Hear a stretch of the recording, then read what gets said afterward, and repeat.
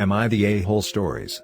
Am I the a-hole for not treating or considering my step-grandkids as my grandkids? I am 43 male and I have 4 children, 24 female, 23 male, 20 male and 18 female. This concerns my oldest daughter and for privacy's sake, we will call her Kayla. Kayla finished her college a year and a half ago and found a job at a rather reputable company close to where we live weeks after. At that job, she met a man who we will call Jake. Jake is 30 years old and her direct superior. I was of the opinion their relationship was not the best idea for those reasons, but they have been together for over a year. The issue is that Jake has 2 kids from a previous relationship. They are 7 and 6 years old and they were recently introduced to me and my wife. Because Kayla and Jake have been together for so long, it only makes sense. We were nice when we met them and it all went fine. It is also pretty important to point out that our oldest son had a daughter last year, so we are over the moon about that.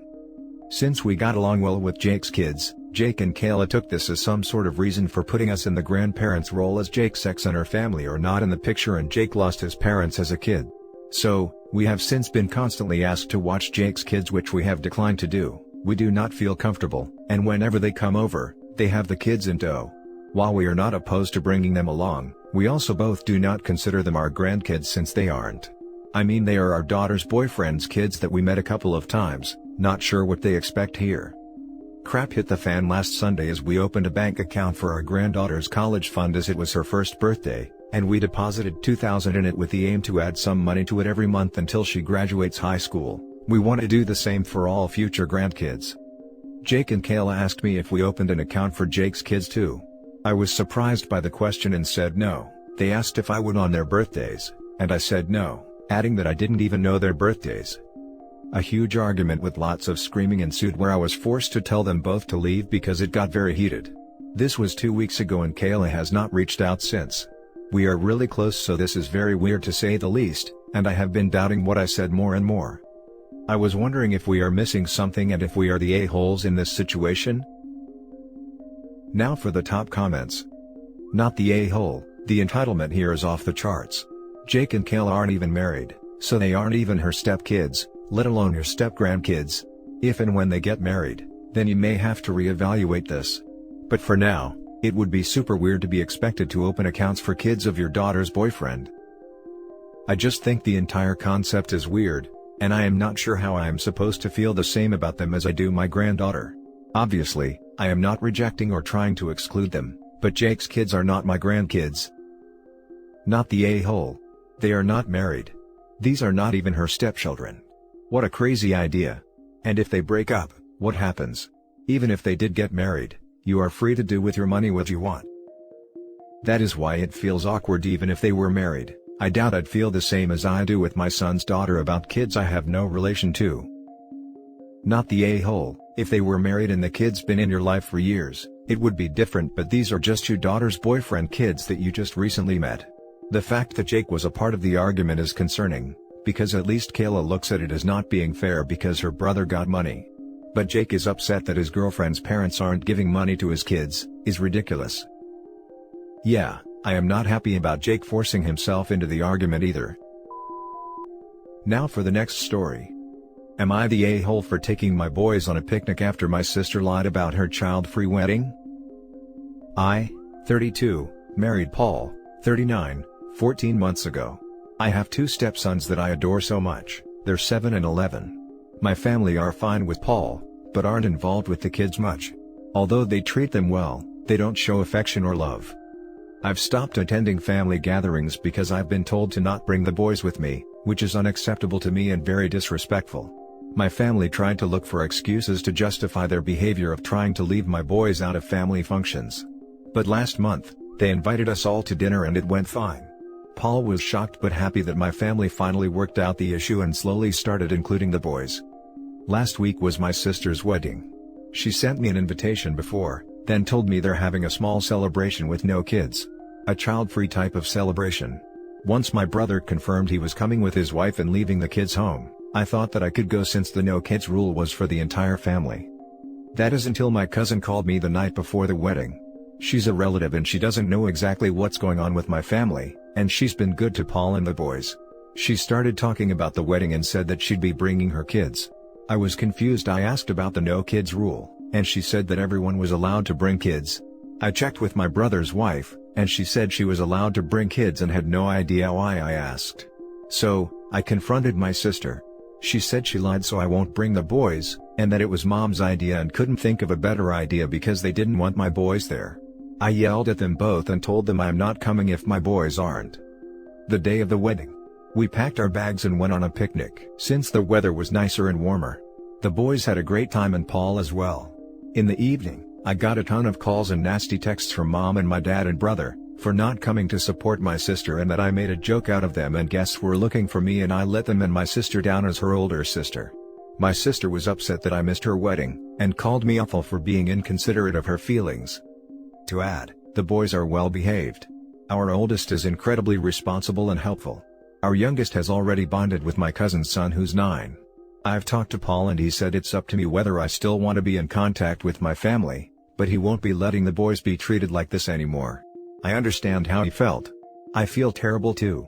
Yes, my family aren't supportive of me having stepkids, and said that I was quick to make a decision because of Paul, but it's not true. Like I said, I just couldn't imagine what Paul would have felt seeing others bringing their kids except for us. Not the a-hole. I am proud of you for putting your children first. You get the Stepmom of the Year award from me. And if anyone asks why she wasn't at the wedding, she should make sure they know that her young stepsons were excluded, so she stayed away to be with them. Not the a-hole. Your children don't have to come out of you to be your children. It doesn't matter if they are adopted, step or by blood. Your family decided to exclude them and then lie to you about excluding them. Enabling them would massively hurt your children in the long term, so you absolutely did the right thing.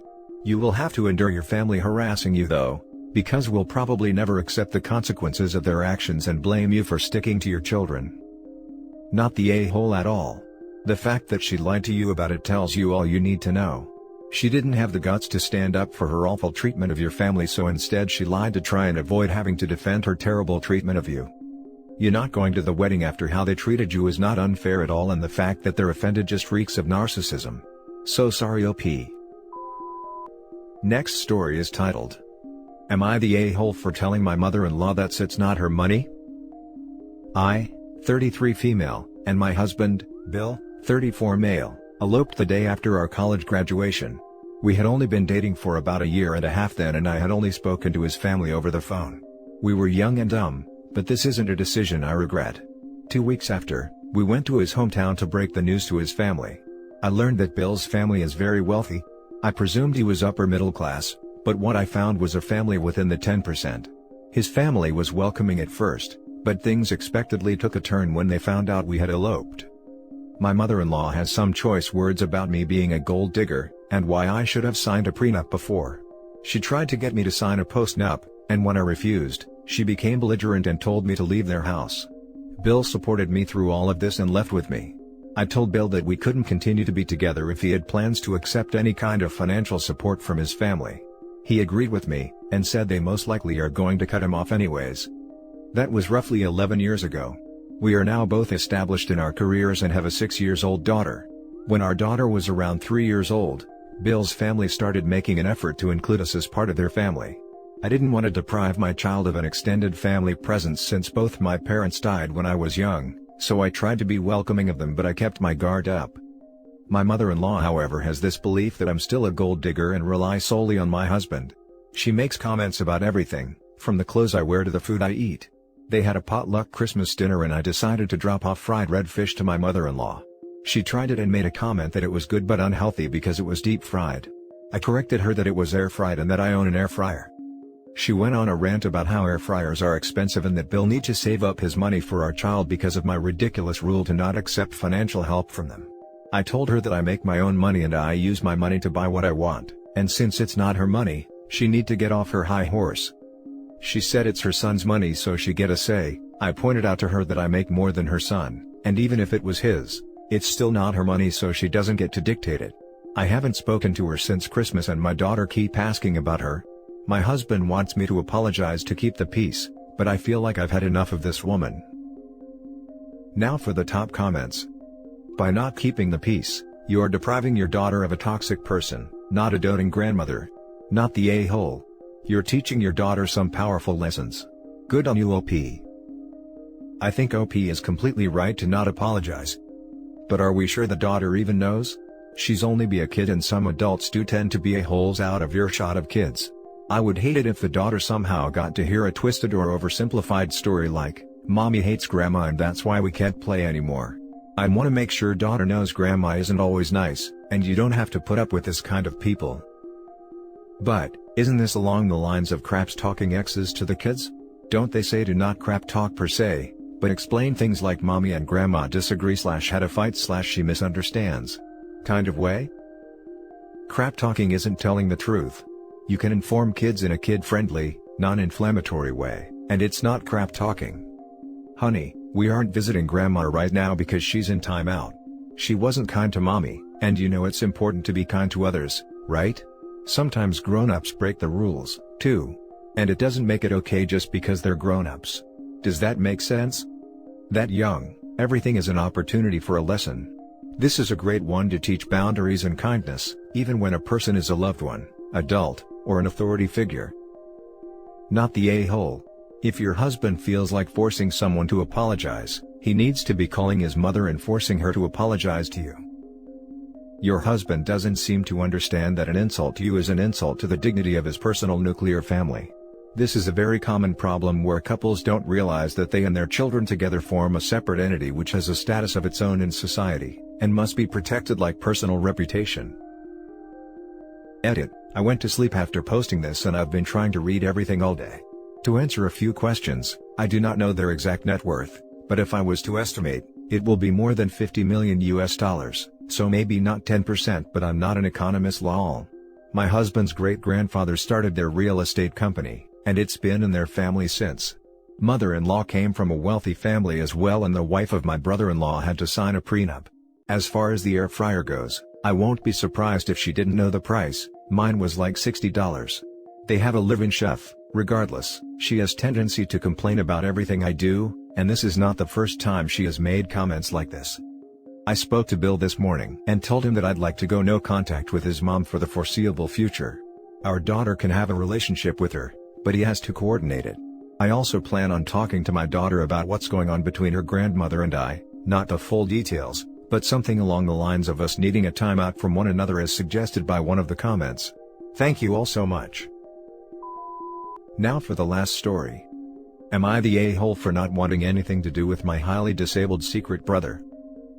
I, 21 mil, thought until I was 15 years old, that the only sibling I had was my twin sister. In that year, my parents thought we were old enough to learn about my older brother, then 18 male, now 24. This guy has a serious neurocognitive disorder, to the point of being absolutely dependent, hence, the reason he has spent most of his life in care facilities. My parents have been present in his life, paying for his care in good places and visiting him regularly, but they never included him on our family's daily lives, didn't brought him home for holidays or spoke about him very much. My extended family knows he exists, but I am sure they don't know his name. Back then, it was shocking, but my parents never forced us to interact with him, and in my case, I kind of shrugged it off. Never wanted an extra brother, and for me, he was a stranger. On the other hand, my sister decided to create a relationship with him, joining my parents' visits. Apart from that, it's hard to speak about other kind of bond. This year, my father had a health scare. He is fine now, but as you can guess, he is thinking about possible scenarios. That includes, who would take care of my brothers if he and mom die? The quick answer is me and my sister, but I told them that, as far as I am concerned, my brother doesn't exist. If the circumstances came where I was the last resource, I would just let him slip into our country's social care programs. Which, being honest, are kind of bad. For you to understand better, even with the mental state he has, among other issues, he is otherwise healthy, and is expected to live well into his 40s, even if his psychological age is the one of a 3 years old. His current care is highly expensive, and I don't want to have that kind of economic burden in my life because of someone I have seen, without exaggerating, 3 times. Curiously, my parents understood and told me they are trying to leave him a lot of savings, hoping that at least I could deal with all the administrative burden. If the money ends before he dies, they don't expect my help. I accepted that. Who is really mad, is my sister.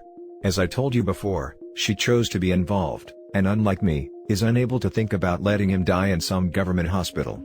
Nevertheless, she knows that the economic impact would be tremendous, and thinks that if the need came, I am obligated to help her 50-50. She also resents the fact that I just don't care or love our brother in any way or form, even after years of her trying to guilt-trip me on being there for him. Obviously, we are all dealing on hypotheticals. I hope my parents don't die in the close future, but it all has left a dense aura in our home. The answer may be obvious, but I am curious if, considering the only thing I share with this guy is the DNA, I am the a-hole for not wanting to take care of him. Not the a-hole. Your parents are major a-holes though. Your brother should have been part of your lives. Your sister is angry at you for something your parents did, keeping you and her separate from your brother. Also, and most significantly, your parents should have been planning much sooner for funding for health care for your brother for his remaining years. How would your sister feel if your parents willed their estate to be liquidated and put into a fund to support your brother? Because practically that's probably what they'll have to do. Karma sucks. Not the a-hole. A sad situation.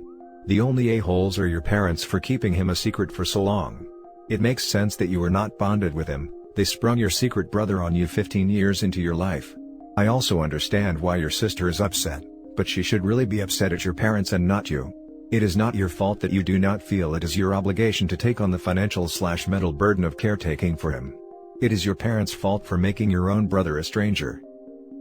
That's bizarre that your parents kept him secret. That's the sort of thing that I would expect to have happened decades ago. What prompted your parents to reveal him when you were a teenager, and why did they keep him secret? Also, I'm assuming that if your parents passed tomorrow that you would have no way of contributing to his care anyway? I can't imagine many 21-year-olds could. What makes your sister think she can afford it? Happens more than you think with very severely disabled children who need round-the-clock care. And that's it for this video guys. If you have thoughts to share, leave a comment below. Don't forget to hit like and subscribe if you like this content. I'll catch you in the next one. Good day everyone.